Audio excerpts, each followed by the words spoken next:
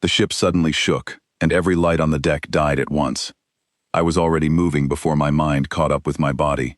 Years of training do that. You do not think, you react. My hand found the emergency rail bolted to the wall, and I held on as the floor tilted hard to one side, throwing loose tools and crates across the corridor.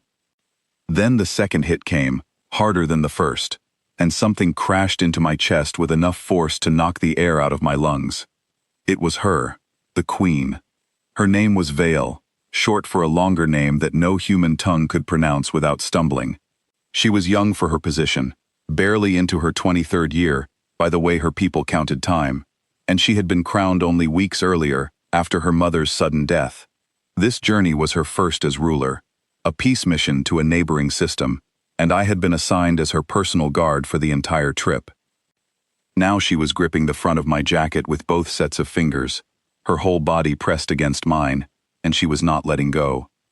"Grace, talk to me," I said into my comm, keeping my voice steady, even though my heart was pounding. Grace Bennett, the ship's tactical officer, answered almost instantly, her words clipped and fast. "Unknown vessel, Ryan. It came out of nowhere. No warning signal, no communication attempt. It just opened fire. Shields? Holding for now, but barely. Whoever this is, they know exactly where our weak points are." That last sentence sat heavy in my stomach. A stranger should not know our weak points. Only someone with detailed knowledge of this ship's design would know exactly where to strike. The emergency lights flickered on, painting the corridor in a dim red glow. I looked down and saw Vale's eyes squeezed shut, her breathing quick and shallow. "You are safe," I told her. "I have you." "I am not afraid of pain," she said, her voice trembling despite her words. "I am afraid of what this means. Nobody outside my inner circle knew our flight path. Nobody except the 7 people I trust most in this galaxy." I did not have time to process what she meant. The ship rocked again, and somewhere above us, I heard metal groaning under stress. "We need to move you to a secure location," I said. "No." She pulled back just enough to look me in the eyes, and there was something fierce burning behind the fear. "If someone on my own council betrayed me, then hiding will not save me.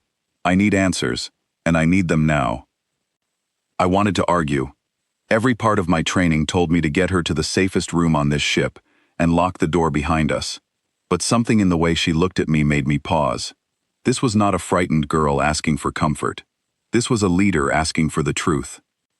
"Fine," I said, "but you stay close to me. No exceptions."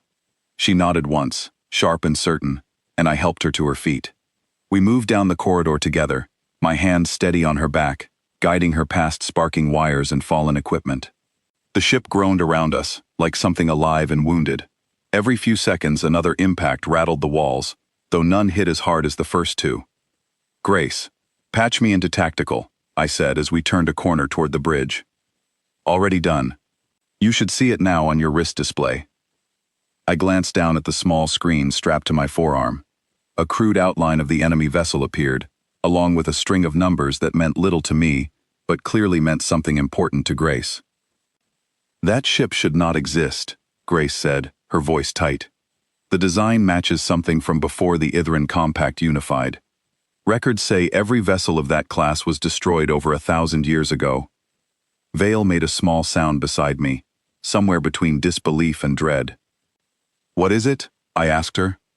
"Those ships were not destroyed," she said quietly. "They were hidden. My mother told me once, when I was very young, that a faction within the old royal families refused to give up their weapons during unification. She said the ships were sealed away, not scrapped. I thought it was a story meant to frighten children into loyalty." "Doesn't sound like a story now," I said. We reached the bridge, and the doors slid open to chaos. Consoles blinked red warnings. Officers moved quickly between stations, and Owen Marsh, the ship's captain, stood at the center of it all, barking orders with calm authority despite the danger. "Ryan, get her to the safe room," he said the moment he saw us. "She refuses," I said. "And honestly, I think she might be right to." Owen turned to look at Vale directly. "Your Majesty, with respect, this is not the place for—" "That ship out there was supposed to be destroyed centuries ago," Vale interrupted. Only someone with access to the deepest archives of my kingdom would know it still existed. And only someone who knew our exact flight path could have called it here to intercept us. That means the enemy is not out there. The enemy is on this ship. The bridge went quiet except for the steady beeping of warning systems. Owen's jaw tightened. You're saying we have a traitor among the crew?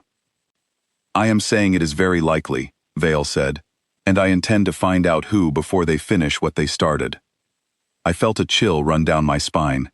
If she was right, then whoever had leaked the flight plan was standing somewhere on this ship right now, possibly close enough to hear this conversation. Grace, run a check, Owen said. Cross-reference everyone who had access to the flight plan with anyone who has been acting strange these past few days. Grace's fingers flew across her console. That's a long list, but I can narrow it down by communication logs. Give me 2 minutes. 2 minutes felt like an eternity while the ship rocked under continued fire. I kept myself between Vale and the door, scanning every face on the bridge, wondering which of them might be hiding something. Got something, Grace said finally. There's an outgoing transmission 3 days ago from a private terminal. Encrypted, but the timing lines up perfectly with when the enemy ship would have needed to begin its approach. Whose terminal? Owen asked. Grace hesitated for half a second before answering. Nathan Price. The name hit the room like a physical blow. Nathan was the ship's communications officer, a quiet man who had served on this vessel for years. I had eaten meals with him. I had trusted him with sensitive information more than once. Where is he now? I asked. Not on the bridge, Grace said, scanning her screen. Last recorded location was Deck 4, near the auxiliary power room. Owen looked at me. Ryan, take 2 guards and find him. I want him in custody before he can do any more damage. I glanced at Vale. You need to stay here. Absolutely not, she said immediately. If he sees me captured or hiding, he may assume his plan failed and panic. If he sees me standing, confident, he may make a mistake. I want to look him in the eyes when we catch him. There was no time to argue, and honestly, some part of me understood her reasoning, so I made a decision that went against every rule in my training manual. Stay directly behind me, I told her. If I say move, you move. No hesitation. She nodded. We left the bridge with 2 additional guards, Laura Whitfield and a younger officer named Daniel, moving quickly through corridors that were growing more damaged with each passing minute. Sparks fell from broken panels. The air smelled faintly of burning wire. Somewhere far below us, the ship's engines strained to keep us steady against continued attacks from outside. How much longer can the ship hold? I asked Grace over comm. Shields are down to 30%, she said. If Nathan opens an internal door for that ship to dock, or worse, disables our defenses from the inside, we won't last much longer. That thought pushed us faster. We reached Deck 4 and moved carefully toward the auxiliary power room, weapons ready but lowered, listening for any sign of movement. The door to the power room was slightly open, a thin line of light spilling into the dark corridor. I motioned for the others to stay back and approached slowly, my footsteps silent against the metal floor.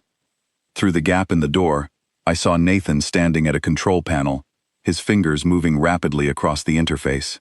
He looked nothing like the calm, quiet man I had known for years. His hands were shaking, his face pale with something that looked like regret, mixed with determination. I pushed the door open fully. Step away from the console, Nathan. He froze, then turned slowly, his eyes wide when he saw me, and even wider when he saw Vale standing just behind me. You should not be here, he said, his voice cracking. Either of you. Why are you doing this? Vale asked, stepping forward despite my hand raised to stop her. We ate together. You taught me how to play that card game your people love so much. What changed?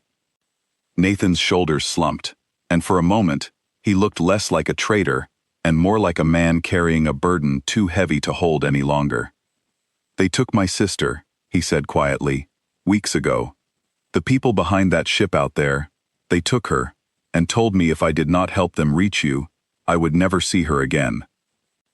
The room fell silent, except for the distant hum of failing systems. Who took her? I asked. I don't know their names, Nathan said, his voice breaking. Only that they call themselves the Old Guard.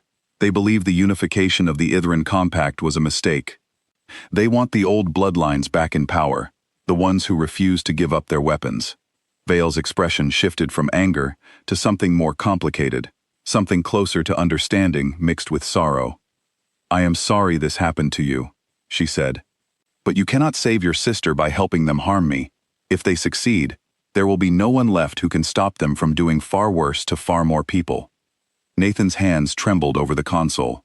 "If I stop now, they will know. They are watching through the connection I opened. The moment I close it, they may hurt her." "Then we find another way," I said, stepping closer, keeping my voice calm despite the urgency clawing at my chest. "Give us the connection details. Let us trace where they are holding her. We can send help while you buy us time here." Nathan looked between me and Vale, torn in a way that made my chest ache with sympathy despite everything. "They said if I hesitate even once, it would be over for her," he whispered. "And if you continue helping them," Vale said gently, "eventually, they will not need you anymore either. People like this do not reward loyalty. They use it until it breaks." A long, heavy silence stretched between us. Then Nathan's shoulders dropped, and something in his eyes shifted from fear to resolve. "There's a secondary channel," he said quickly. "I can route the tracking data to Grace without them noticing, but only for a short window before the connection resets. After that, they will know something changed." "Do it," I said. "Now." His fingers moved fast across the console, sweat beading on his forehead. Lines of data scrolled across the screen, and I heard Grace's voice crackle through my comm almost immediately. "Got it. I have a location. It's a small outpost, 2 systems away, hidden behind an asteroid field. Sending coordinates to Fleet Command now." Nathan let out a shaky breath, relief and fear mixing together on his face. "What happens to me now?" "That depends on how the next few minutes go." Owen's voice cut in over comm. "Ryan, the enemy ship is charging something big. Grace thinks it's a weapon designed to breach our hull directly. We need that connection closed immediately, or they will realize we tracked them and retaliate before help can arrive." Nathan's hand hovered over the console. "If I close it now, they'll know I turned against them." "They already suspect something," Vale said. "The moment Fleet Command moves against that outpost, they will know regardless. Closing this connection now might be the only thing that keeps your sister safe, because it removes any reason for them to keep watching you."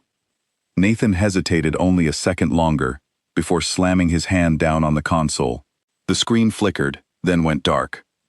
Almost immediately, the ship shuddered violently, far stronger than any hit before. Alarms blared through every corridor. "They're firing everything they have," Grace shouted over comm. "Brace for impact." I grabbed Vale and pulled her against the nearest bulkhead, shielding her with my body as the ship groaned under the strain of the attack. Sparks rained down from damaged panels above us. The lights flickered violently before steadying into a dim emergency glow. Then, silence. No more impacts, no more shaking, just the low hum of stressed systems trying to stabilize. "Report," Owen said over comm, his voice tense. "Enemy ship is retreating," Grace said, disbelief clear in her tone. "Fast." Like something scared them off. A moment later, a new voice crackled through the comm system, unfamiliar but firm. "This is Fleet Vessel Horizon. We received your coordinates and intercepted the enemy outpost before their reinforcement ship could return. Hostile forces have been neutralized. We have several captives in custody, including personnel matching the description you provided." Nathan's knees nearly buckled with relief. "My sister." There was a pause, then the voice returned. "We have a young woman matching that description among the rescued civilians. She is safe." Nathan pressed both hands over his face, and for the first time since I had met him years ago, I saw him cry openly, without shame, without holding back. Vale stepped forward and placed a gentle hand on his shoulder. "You made the right choice in the end. That matters more than the mistake that came before it." I helped Nathan to his feet, and together, we made our way back toward the bridge, the corridors around us, slowly returning to normal light and function.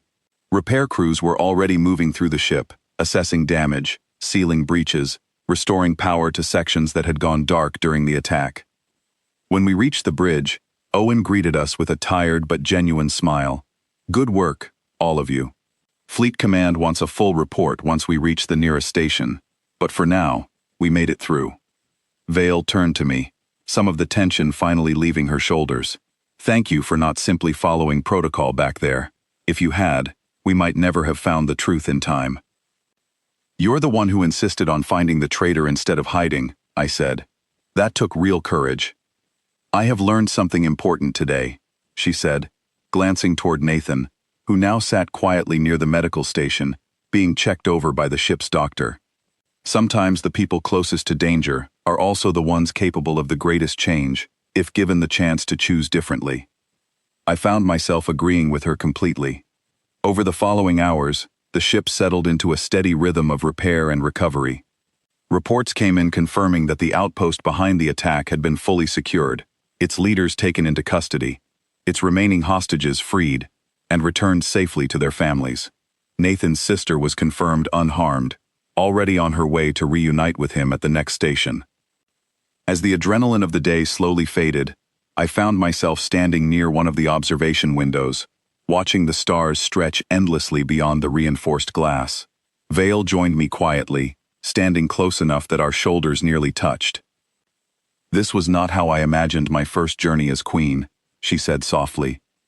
Most people's first big challenges rarely go the way they imagined, I said. What matters is how you handle it. She was quiet for a long moment, watching the stars with an expression I could not quite read. I fell into your arms today, quite literally, and for a moment, I forgot I was supposed to be strong. Yet you did not treat me as weak for it. You simply held steady until I found my footing again. That's what steady people are for, I said. Everyone needs someone to hold on to when the ground shakes beneath them, even queens. She smiled then, small but genuine, the first real smile I had seen from her since this journey began, perhaps especially queens. We are so often expected to hold everyone else steady that we forget we are allowed to need support too. We stood there together in comfortable silence, watching the stars slowly shift as the ship resumed its course toward the next system. The danger had passed, at least for now, but something had changed between us during those tense hours. A trust had formed, built not through words but through action, through choosing honesty over fear, through choosing to face danger together instead of hiding from it separately.